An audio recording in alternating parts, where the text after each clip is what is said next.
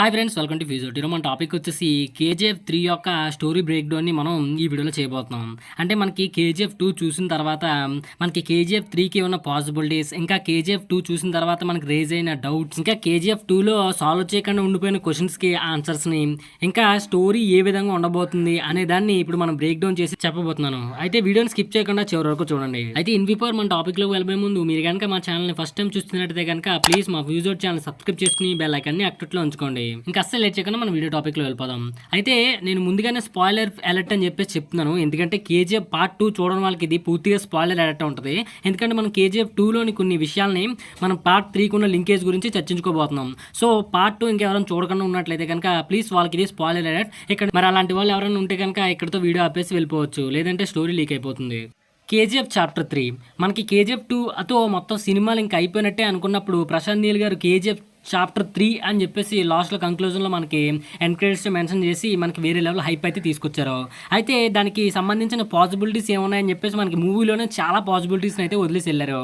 అయితే ఆ పాసిబిలిటీస్ని అన్ని నేను రిపీట్ మోడ్లో చూసిన తర్వాత నాకు తెలిసిన కొన్ని విషయాల్ని నేను ఈ వీడియోలో షేర్ చేసుకోబోతున్నాను. అయితే ఫస్ట్ వన్ వచ్చేసి మనకి కేజీఎఫ్ చాప్టర్ 3 అని చెప్పేసి ఒక బండిల్ని అయితే కనుక మన చివరిలో చూపించారు.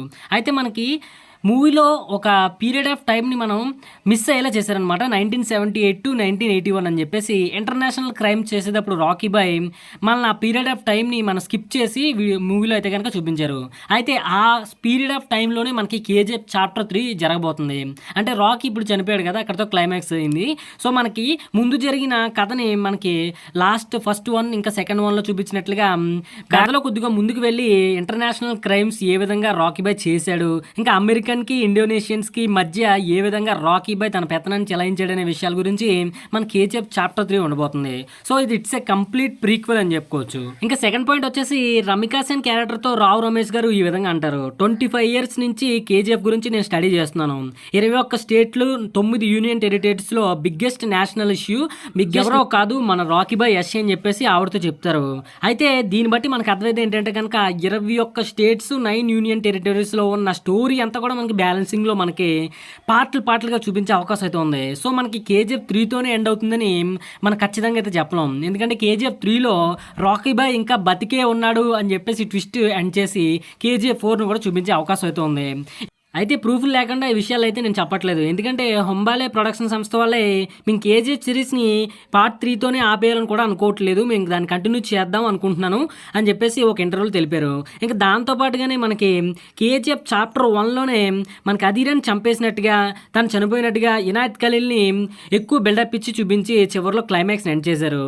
కానీ మనకి సెకండ్ పార్ట్లో ఒక చిన్న లూప్ హోల్ని తీసుకొచ్చి అధీరా బతికే ఉన్నాడని చెప్పేసి మన అధీరాని మోస్ట్ పవర్ఫుల్గా చూపించి కేజీఎఫ్ 2లో అధీరాని హైలైట్ చేశారు. సో ఇదే విధంగా మనకి కేజీఎఫ్ 3కి ఎండింగ్లో రాకీ బాయ్ బతికే ఉన్నాడు తనని చెప్పి చూపించి మనకి కేజీఎఫ్ చాప్టర్ 4లో మళ్ళీ రాకీ బాయ్ని వెనక్కి తీసుకొచ్చే అవకాశం అయితే ఉంటుంది. బట్ ఇది ఒక పాసిబిలిటీ మాత్రమే, ఎందుకంటే మనం కనుక గమనించినట్టయితే కనుక క్లైమాక్స్లో మనకి కేజీఎఫ్ ప్రాంతం అంతమైంది, అతను అంతమయ్యాడు అని చెప్పేసి చెప్తారు. అక్కడ ఆ ప్రాంతాన్ని అంతటికీ కూడా మనం బ్లాస్ట్ చేసి చివరిలో కేజీఎఫ్ని పూర్తిగా మొత్తం నాశనం చేసి పాడేస్తారు.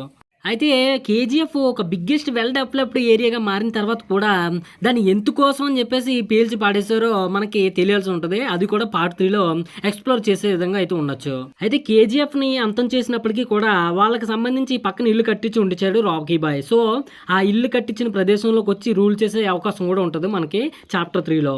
ఇంకొక విషయం ఏంటంటే కనుక రమికా సేన్కి రాకీకి మధ్య ఈగో ఇష్యూస్ ఉన్నాయని చెప్పేసి చెప్పడానికి ఈ కేజీఎఫ్ని బ్లాస్ట్ చేయడం కూడా ఒక కారణం అయి ఉండొచ్చు. అంతేకాకుండా మనకి తన దగ్గర ఒక పెద్ద సైన్యం ఉందని చెప్పేసి రావు రమేష్ గారు చెప్తారు. సుమారుగా 15 లక్షల మంది సైన్యం ఉందని చెప్పి చెప్తారు. అయితే కేవలం ఫస్ట్ పార్ట్లో 20,000 మందిని పని చేపిస్తున్నప్పుడు 400 మంది గార్డ్స్ కాపలా ఉండేవారు. అయితే 400 గార్డ్స్ కాపలా కాసే 20,000 మంది 15 లక్షల సైన్యంగా ఏ విధంగా మారారు అనేదాన్ని గ్యారంటీగా ఒక మధ్యలో ఒక చాలా వరకు పార్ట్ని అయితే కనుక మనకు చూపించలేదు. సో ఆ పార్ట్ని కూడా ఎక్స్ప్లోర్ చేసి పార్ట్ 3 ఆర్ పార్ట్ 4లో చూపించే అవకాశం అయితే ఉంది. అయితే నెక్స్ట్ పాయింట్ వచ్చేసి రాకీ బాయ్ తన తల్లికిచ్చిన మాట కోసం ప్రపంచంలో ఉన్న బంగారం అన్నిటిని తీసుకొచ్చి ఇస్తానమ్మా అని చెప్పేసి ఇస్తాడు కదా. సో తన కోసం బంగారం అన్నిటిని కూడబెడుతూ ఉంటాడు. సో బట్ బంగారం అంత కూడబెట్టినప్పటికీ కూడా తను ఏ విధంగా కేజీఎఫ్ని అంత వెల్ డెవలప్డ్ సిటీగా మార్చగలిగాడు, అసలు తనకి ఇంకేమైనా సోర్సెస్ ఉన్నాయా, లేకపోతే ఇంటర్నేషనల్ వైజ్గా మన రాకీ బాయ్ ఎలాంటి క్రైమ్స్ చేశాడు, సో మనీ ఏ విధంగా సంపాదించాడు, తను ఒక సుల్తాన్గా ఏ విధంగా మారాడనే దాన్ని కూడా మనం పార్ట్ 3లో గ్యారంటీగా చూడొచ్చు. ఇంకా నెక్స్ట్ పాయింట్ వచ్చేసి సిబిఐ హెడ్ క్వార్టర్స్లో ట్రస్ట్ గురించి ఒక ప్రస్తావన అయితే వస్తుంది. ఈ ట్రస్ట్లో ఒక మనీ అంతా డిపాజిట్ అవుతుందని చెప్పి చెప్తారు. అయితే ఆ ట్రస్ట్ని ఏం చేశారు, దాంట్లోనే మనీ ఎవరికి చెందింది, కేజీఎఫ్ ప్రజలకి ఇంకా చెందుతుందా అనే పాయింట్ అయితే కనుక మనకి క్లారిఫైగా చూపించలేదు. సో ఈ పాయింట్ కూడా మనకి చాప్టర్ 3లో ఎక్స్ప్లోర్ చేసే అవకాశం ఉంటుంది. ఇంకా క్లైమాక్స్ విషయానికి వస్తే కనుక తను రాకీ బాయ్ ఒక గోల్డ్ బార్ని షిప్లో నుంచి బయటకు విసురుతాడు. ఇంకా అంతేకాకుండా వాళ్ళ వైపుకి వెళ్తూ ఉంటాడు అనమాట రాకీ బాయ్.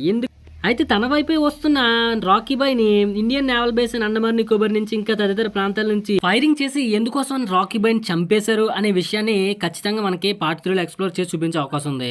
అంటే తన చరిత్ర ఎవరికి తెలియకూడదు, తను చేసిన డెవలప్మెంట్ ఎవరికి తెలియకూడదు, తన ఒక క్రిమినల్ గానే ఉండిపోవాలని చేసిన ఒక ఈగోయిస్టిక్ ప్రయత్నంగా కూడా అయి ఉండొచ్చు. అయితే నెక్స్ట్ వచ్చేసి రావు రమేష్ గారు రాకీ గురించి తన ఫ్లాష్ బ్యాక్ గురించి చెప్పినప్పుడు అందరూ తను కొట్టేవారు, ఒక్కసారిగా తను కొట్టడం మొదలు పెట్టాడని చెప్పేసి ఒక ఫ్లాష్ బ్యాక్ అయితే చూపించారు. ఇంకా ఆ ఫ్లాష్ బ్యాక్ ని చూసుకున్నా సరే మనకి హౌ రామకృష్ణ పవన్ యాజ్ రామకృష్ణ బైరియా ఏ విధంగా రాకీ బాగా మారాడు అనే దాన్ని కూడా ఒక చాప్టర్ కింద పెట్టి ఖచ్చితంగా తీసే అవకాశం అయితే ఉంటుంది. ఇంకా లాస్ట్ వన్ వచ్చేసి తన ఎనిమీస్ అందరినీ కూడా చంపేశాడు. లాస్ట్ పొలిటీషియన్ కూడా చంపేశాడు. ఆల్మోస్ట్ నోటెడ్ యాంటాగనిస్ట్ అందరూ కూడా చంపేశారు, లేకపోతే చనిపోయారు. అయితే కేవలం మిగిలి ఉన్న ఒకే ఒక యాంటాగనిస్ట్ ఎవరంటే కనుక ఇనాయత్ ఖలీల్.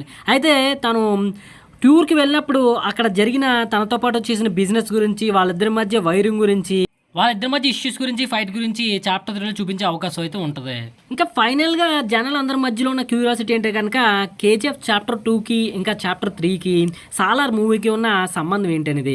అయితే ఈ అన్నిటికీ ఉన్న సంబంధం ఏంటంటే కనుక ఉగ్రం షేడ్స్ అయితే కనుక ఉగ్రంలోను, సాలార్లోను, ఇంకా కేజీఎఫ్ 2, కేజీఎఫ్ 1లో కూడా కనిపిస్తూ ఉంటాయి. సో ఆ ఉగ్రం పాయింట్ ఆఫ్ వ్యూ కదే సాలార్ అనమాట. తను ఒక మెకానిక్గా కనిపిస్తూ ఉంటాడు ఉగ్రం సినిమాలోని.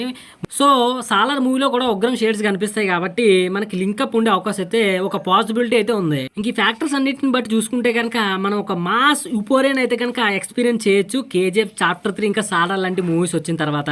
సో ఫైనల్ గా చూసుకుంటే కనుక ఇవన్నీ కూడా కేజీఎఫ్ చాప్టర్ 3కి స్టోరీ పాసిబిలిటీస్ అనమాట. అయితే ఈ స్టోరీస్ లో ఏ స్టోరీ ప్లాట్ ని ఒక పాయింట్ ని తీసుకుని మనకి స్టోరీ రాసుకున్నా గానీ ఎగ్జిక్యూషన్ మాత్రం చాలా వేరే లెవెల్లో చేస్తారు కాబట్టి ప్రశాంత్ నీల్ గారు మనకి మాస్ డిస్ట్రక్షన్ మోడ్ అయితే కనుక ఎనేబుల్ అయిపోయిందని చెప్పుకోవచ్చు. అయితే కేజీఎఫ్ చాప్టర్ గురించి ఫైనల్గా నా వాడైతే ఒకటే, powerful people makes places powerful, history was wrong. Powerful people like Prashanth Neel sir makes chapters powerful అని చెప్పొచ్చు. సో ఇదండి మన కేజీఎఫ్ చాప్టర్ 3 గురించి బ్రేక్ డౌన్ ఇంకా స్టోరీ అనాలిసిస్ అనమాట. అయితే ఈ పాయింట్లో మీకు ఏ పాయింట్ బాగా నచ్చిందో కింద మా కమెంట్లో నోటిఫై చేయండి. ఇంకా ఈ వీడియో కానీ మీకు నచ్చినట్టయితే కనుక ప్లీజ్ లైక్ చేసి, షేర్ చేసి, సబ్స్క్రైబ్ చేసుకోండి. ఇంకా ఇలాంటి మరిన్ని ఇంట్రెస్టింగ్ మోర్ వీడియోస్ చూడాలనుకుంటే కనుక మా ఫ్యూచర్ ఛానల్ సబ్స్క్రైబ్ చేసుకుని బెల్ ఐకాన్ని యాక్టివేట్లో ఉంచుకోండి. Thanks for watching. జై హింద్.